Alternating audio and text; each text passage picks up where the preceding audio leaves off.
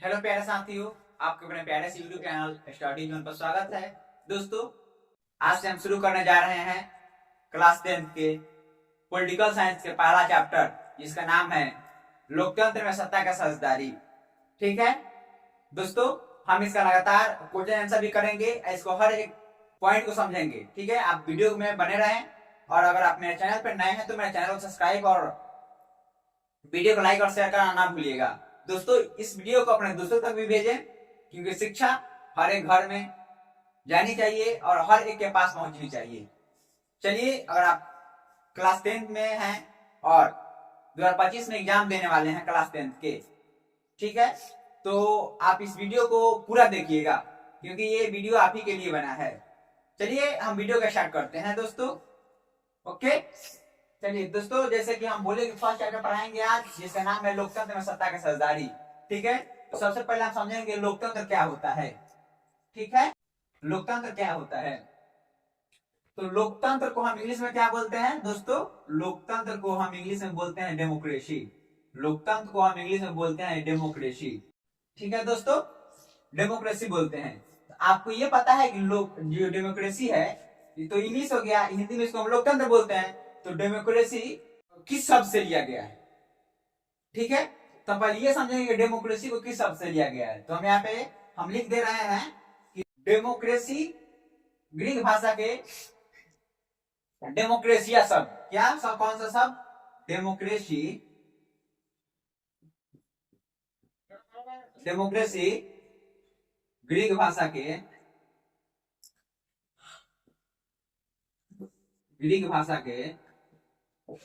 डेमोक्रेशिया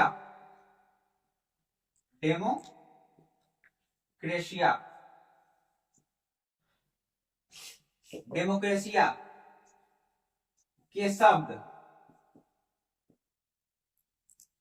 demos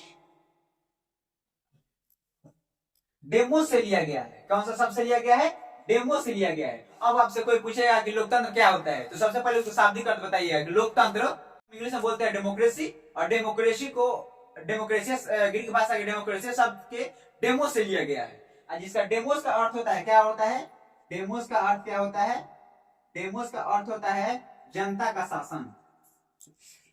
जनता का शासन, जनता का शासन। या आप बोल सकते हैं जनसाधारण। जनसाधारण, जन यानी जनता होता है, क्या बोल सकते हैं? जनसाधारण। ठीक है दोस्तों, चलिए आप इसको स्क्रीनशॉट ले लीजिए। चलिए हम एक और बट पॉइंट को हम इसमें ऐड कर रहे हैं कि लोकतंत्र को हम एक और नाम से जानते हैं। कौन सा नाम? प्रजातंत्र।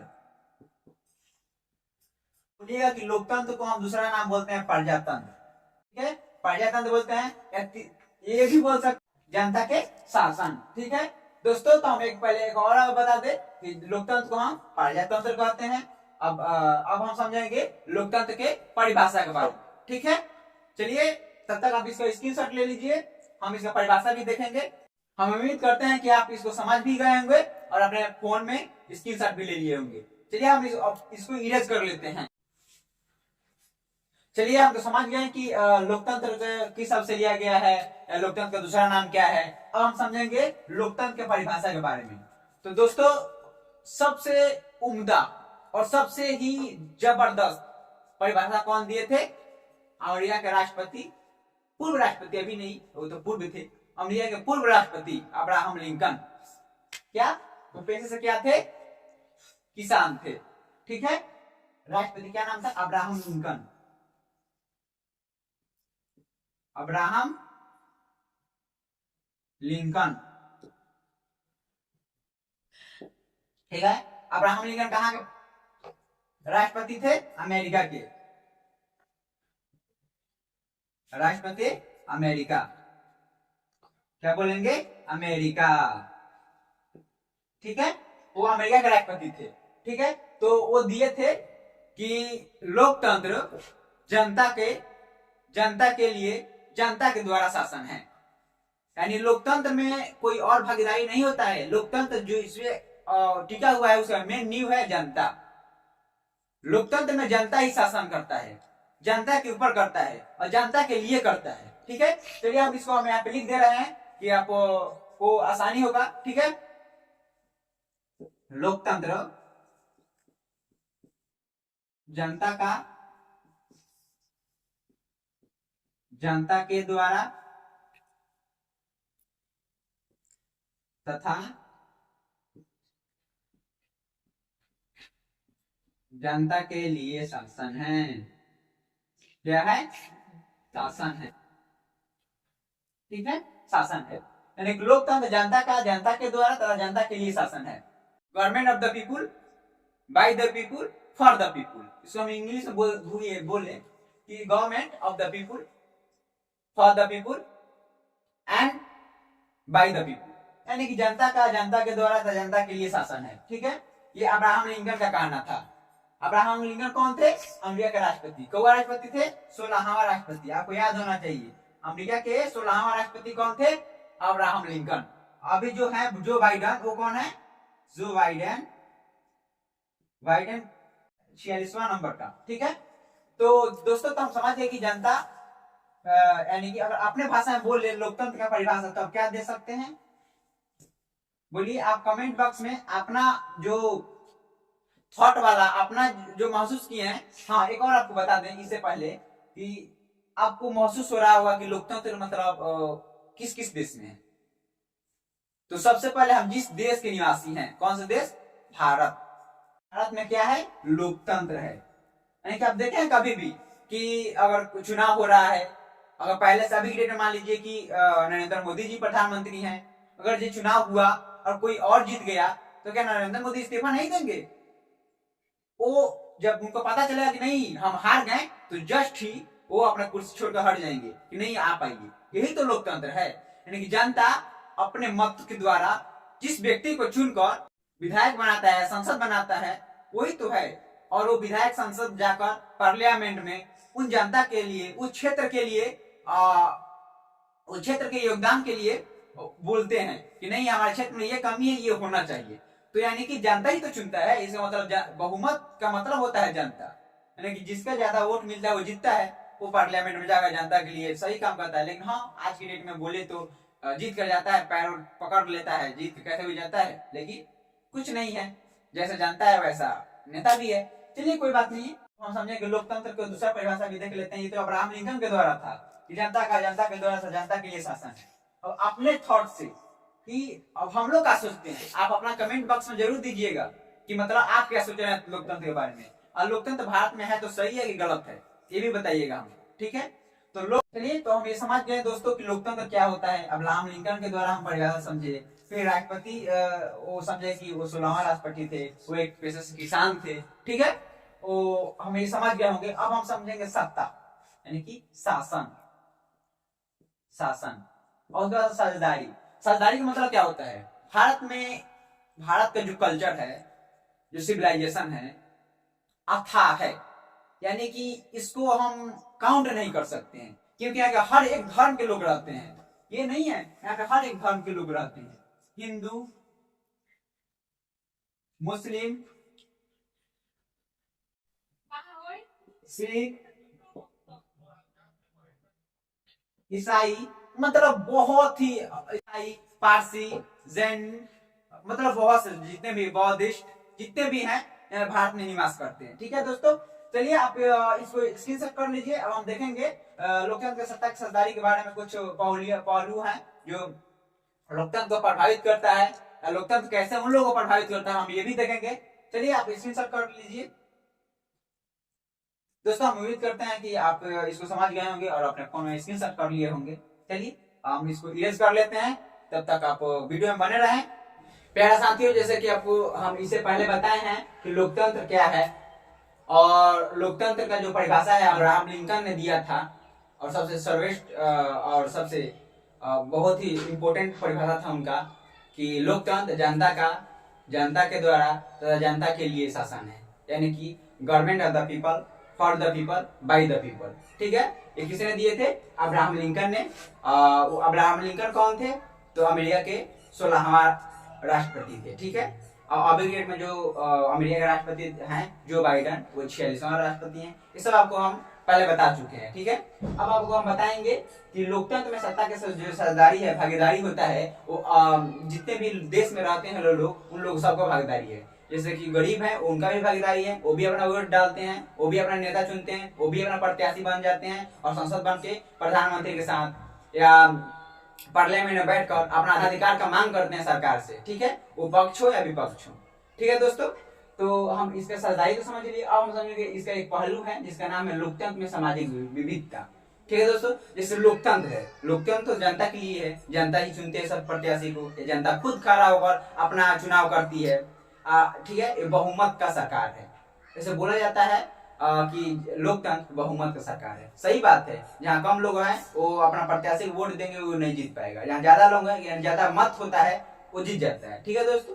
तो हम समझे लोकतंत्र, फिर अब समझेंगे सामाजिक। दोस्तों हम जिस समाज में रहते हैं उसी को हम समाज बोलते हैं। तो ये होता है समाज कि एक ही जगह पर अलग अलग किस्म के यानी अलग अलग धर्म के लोग रहें और बिना झगड़ा झंझट के एक साथ रहें, उनमें प्यार रहे, मोहब्बत रहे, एक साथ मिलने जुलने का तहजीब रहे, ठीक है।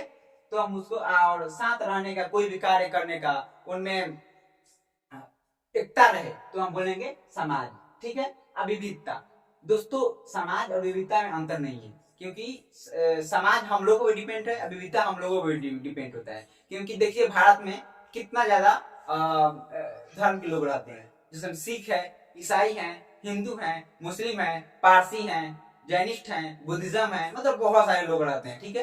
फिर भी यहाँ पे एकता है। भारत एक अखंड एवं एकता का एक प्रतीक है, ठीक है दोस्तों। सभी देश इसका लोहा मान चुका है कि भारतीय एकता और अखंडता में उनमें बहुत ज्यादा मजबूत है, ठीक है दोस्तों। तो विविधता, जैसे कि आपको हम एक उदाहरण देकर समझा दे रहे हैं, ठीक है, कि जंगल में एक तरह का पेड़ पौधा नहीं उगते हैं, वो बहुत बहुत बहुत तरह के रहते हैं। कोई झाड़ रहता है, तो कोई बड़ा रहता है, कोई लंबा रहता है, कोई नाटा रहता है, तो कोई मोटा रहता है, बहुत सारा। वैसे ही हम लोग के समाज में है, तो कोई काला है, कोई गोरा है, कोई उजला है, मतलब कोई गरीब है, कोई अमीर है, बहुत तरह से, ठीक है। तो उसके बावजूद भी, इन लोगों के बावजूद भी हम लोग एक साथ हैं कि नहीं है। कोई काला है वो भी साथ है, कोई गरीब है वो भी साथ है, कोई अमीर है वो भी साथ है, कोई लंबा है वो भी साथ है, कोई नाटा है वो भी साथ है, ठीक है। ये है विविधता, ठीक है दोस्तों। हम उम्मीद करते हैं कि आप इसको बहुत अच्छे से समझ लिए होंगे, ठीक है। अब हम समझेंगे कि लोकतंत्र में, ये तो हम ऐसे विविधता के बारे में बताते हैं, अब लोकतंत्र में कैसे है विविधता, ठीक है, इसको हम समझेंगे। जब लोकतंत्र में विविधता होता है, यानी कि एक देश में, जैसे भारत अपना है, ठीक है, यानी कि भारत है अपना, यहाँ पे भारत में क्या है, लोकतंत्र है, लोकतंत्र है भारत में, तो लोकतंत्र है। और भारत में जो विविधता है कि अलग अलग जाति के लोग रहते हैं यहाँ पे, तो जब लोकतंत्र है और अलग अलग जाति के लोग रहते हैं यहाँ पे, तो इनमें टकराव भी होता होगा, संघर्ष भी होता होगा। ये बात तो सही है, क्योंकि अगर आप ही अपने घर से ही एक उदाहरण लीजिए, घर में अगर आप 2-3 भाई होंगे लोग, तो किसी ना किसी बात पे झगड़ा होता होगा, और भी साथ ही में है। तो ये होता है एक तरह टकराव, एक तरह होता है मोहब्बत, ये होता है आपसी मोहब्बत। जैसे में कि आज के डेट में, आज के जो राजनेता हैं लोग, आज पॉलिटिकल पार्टी है, वो एक बात हिंदू मुस्लिम के साथ लेकर चलती है, बोलती है गंगा जमुना तहजीब। क्या बोलती है? गंगा जमुना तहजीब, यानी कि हिंदू मुस्लिम भाई भाई हैं, ठीक है दोस्तों। वो ऐसे होता है कि विविधता, यानी कि जब एक साथ है, भारत देश में बहुत से धर्म के लोग रहते हैं यहाँ पे, तो टकराव होबे करेगा। तो टकराव के बाद अगर फिर से एकजुट हो जाएंगे तो सही है, और एकजुट नहीं नहीं होंगे तो किसका रूप धारण कर लेगा? सामाजिक विभाजन के रूप धारण कर लेगा। प्यारा साथियों, और विविधता तो सही है, लोकतंत्र के लिए विविधता होना जरूरी है। जहां लोकतंत्र है वहां विविधता है, जहां विविधता है वहां पर लोकतंत्र है, ठीक है। तो आपको एक बात समझा दें कि यहाँ पे बहुत से लोग धर्म के लोग रहते हैं, ठीक है दोस्तों। तो यहाँ पे जब टकराव इनमें होगा तो ये सामाजिक विभाजन का रूप ले लेगा। किसका? टकराव होने के बाद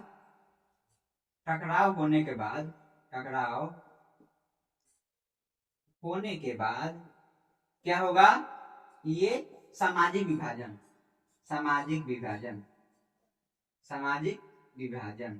आपको बताएंगे अभी सामाजिक विभाजन भी क्या होता है, ठीक है दोस्तों। सामाजिक विभाजन के रूप लेगा, यानी कि आपको बता दें कि सामाजिक विभाजन क्या होता है।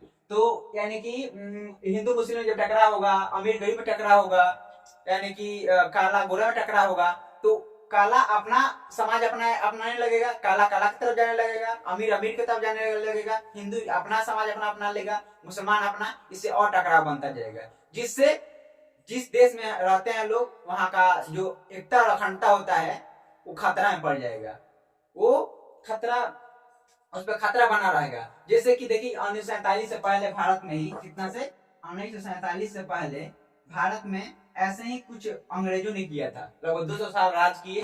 तो अंग्रेजों ने क्या किया, एक नियम अपनाया जिसका नाम था डिवाइडेड एंड रूल। हिंदू के जब हिंदू से बात करता था हिंदू जैसा बात करता था, मुस्लिम से बात करता था तो मुस्लिम की तरह बात करता था, और ये डिवाइडेड एंड रूल, फूट डालो राज करो नीति अपनाकर ये पूरे भारत का कब्जा कर लिए, और हिंदू को हिंदू की तरह बांट कर रखा, मुस्लिम को मुस्लिम की तरह, जैन को जैन की तरह, ईसाई को ईसाई की तरह बांट कर रखा, और हम लोग को मोहब्बत पैदा नहीं होने के बावजूद ये हम लोगों पर राज किया लगभग शायद 200 साल। ठीक है, लेकिन आज की डेट में ऐसा नहीं है। 1947 में हम लोग अंग्रेजों को मारकर भगा दिए, ये एकता का प्रतीक है। भारत को हम इसीलिए बोलते हैं एकता का प्रतीक। ठीक है दोस्तों, तो ये सामाजिक विभाजन का रूप ले लेगा, आपको हम समझा दिए। तो अब हम समझेंगे सामाजिक विभाजन जो होता है वो कितने प्रकार से होता है, यानी कि सामाजिक विविधता के जो प्रभाव होता है, तो सामाजिक विभाजन उत्पन्न हो जाता है। और सामाजिक विभाजन है, इसका क्या कारण है कि ये समाज में विभाजन उत्पन्न हो जाता है। ठीक है, अब इसको समझेंगे। तो सबसे पहले हम समझेंगे इसका सबसे मेन पॉइंट है जन्म। प्यारे साथियों, जन्म पर किसी का अधिकार नहीं होता है, क्योंकि हम नहीं जानते हैं कि हम मुस्लिम के घर में पैदा हो जाएंगे, कि हिंदू के घर में पैदा हो जाएंगे, कि उर्दू बोलने वाले, कि इंग्लिश बोलने वाले, हम कौन सा भाषा बोलने वाले में पैदा हो जाएंगे, या हम भारत में पैदा होंगे कि इंग्लैंड में पैदा होंगे, किसके घर में पैदा होंगे, या हम अमीर के घर में पैदा होंगे कि गरीब के घर में पैदा होंगे। दोस्तों, अगर ऐसा होता कि हम अमीर के घर में पैदा होते तो सब लोग चाहता कि हम मुकेश अंबानी के घर में पैदा हो जाए, क्योंकि भारत का सबसे अमीर आदमी है। सब लोग चाहता है एलन मस्क के घर में पैदा हो जाए। ठीक है, कोई नहीं चाहता कि एक छोटा सा जो गरीब होते हैं उनके घर में पैदा होना। ठीक है, तो जन्म पर किसी का अधिकार नहीं होता है साथियों। तो ये होता है जन्म, यानी कि इसका भी कारण है जन्म, ये क्षेत्र पर आधारित होता है, यानी कि क्षेत्र पैदा हो जाए। कोई जानता है क्षेत्र, फिर इसको जाति, धर्म, मतलब बहुत से भाषा। ठीक है दोस्तों, अब दूसरा समझेंगे हम। ये कोई नहीं जानता कि क्षेत्र में पैदा हुआ, किस जाति में, किस धर्म में, किस भाषा बोलने वाले, कोई नहीं जानता है। अब हम समझेंगे व्यक्तिगत विविधता। क्या बोलते हैं? व्यक्तिगत विविधता, विविधता। ठीक है दोस्तों, तो ये तो हमारे अधिकार से बाहर है, लेकिन व्यक्तिगत विविधता हमारे दोस्तों। तो जो व्यक्तिगत विविधता होता है वो नस्ल और रंग पर आधारित होता है, यानी कि हम चाहेंगे तो इसको रोक सकते हैं। काले गोरे में भेद ना करके, भेदभाव से अलग हटके हम इसको रोक सकते हैं। ठीक है दोस्तों, और तीसरा होता है, क्या होता है? तीसरा होता है ये कि व्यक्तिगत पसंद, व्यक्तिगत पसंद, पसंद। ठीक है प्यारे साथियों, ये होता है व्यक्तिगत पसंद, यानी कि हम तो ठीक है, कोई मुस्लिम है, कोई हिंदू है, कोई सिख है, कोई ईसाई है, कौन जानता है कि हमको क्या पसंद है? वो तो हम जानते हैं ना कि हमको क्या पसंद है। अगर हमको अगर किसी आज की डेट में हिंदू मुस्लिम का इंटरकास्ट मैरिज हो रहा है, ठीक है, यानी कि हिंदू के लड़की मुस्लिम से, मुस्लिम के लड़का हिंदू से, या जो भी हो, जैसे कि सिख ईसाई में शादी हो जा रहा है, तो ये इंटरकास्ट मैरिज हुआ। तो इस चाहेंगे तो रोक सकते हैं। और जो समाज में टकराव उत्पन्न हो रहा है शादी की वजह से, कि हिंदू मुस्लिम शादी कर लिया, मुस्लिम हिंदू से शादी कर लिया, इसको हम रोक सकते हैं। ठीक है, जो सामाजिक विभाजन हो रहा है इसको हम रोक सकते हैं। किसके आधार पर? इसको हम लोग व्यक्तिगत पसंद के आधार पर इसको रोक सकते हैं। व्यक्तिगत विविधता जो नस्ल और रंग पर आधारित होता है, इसको भी हम काले गोरे में ना भेद करके हम सामाजिक विभाजन को रोक सकते हैं। परंतु जो ये होता है जन्म पर आधारित, ये हम लोग का अधिकार से बाहर है, इसको हम नहीं रोक सकते। हाँ, लेकिन एक तरीका से रोक सकते हैं। जो क्षेत्र होता है वो कोई भी, हाँ, अगर हम चाहेंगे एक साथ रहकर मिलजुल कर रहना, तब इसको रोक सकते हैं, लेकिन जन्म हम लोग के अधिकार से बाहर है। ठीक है प्यारे साथियों, अब हम जैसे कि जन्म बताएं, भाषा बताएं, क्षेत्र बताएं, जाति बताएं, धर्म बताएं। जो सामाजिक विभाजन का कारण होता है, 3 कारण सबसे ज्यादा प्रचलित है, जैसे जन्म, व्यक्तिगत विविधता, व्यक्तिगत पसंद। तो इसको हम एक एक उदाहरण देखकर विश्व स्तर पर भी इसका जैसे विभाजन हुआ, जैसे अमेरिका में विभाजन हुआ नस्ल और रंग के आधार पर हुआ, श्रीलंका में हुआ जैसे भी भाषा बोलने वाले तमिल जो है सिंहली है जो भाषा बोलने वाले। और तीसरा देखेंगे आयरलैंड, नीदरलैंड के उदाहरण देखेंगे। ठीक है, हम अगले भाग में देखेंगे इसके। ठीक है प्यारे साथियों, अगर हम उम्मीद करते हैं कि आप इसको समझ गए होंगे। अब हम वीडियो के यहीं पे समाप्त करते हैं और आपसे मिलते हैं हम अगले वीडियो में। दोस्तों अगर आप मेरे चैनल पर नए हैं तो मेरे चैनल को सब्सक्राइब कीजिए, वीडियो को लाइक और शेयर करना ना भूलिएगा और अपने दोस्तों तक जरूर पहुंचाइए क्योंकि शिक्षा का ज्योति हर एक घर में जलना चाहिए। ठीक है दोस्तों, चलिए अब मिलते हैं आपसे अगले वीडियो में और देखेंगे किस देश में कैसे सामाजिक विभाजन का रूप लिया। ओके प्यारे साथियों, धन्यवाद मेरे वीडियो देखने के लिए।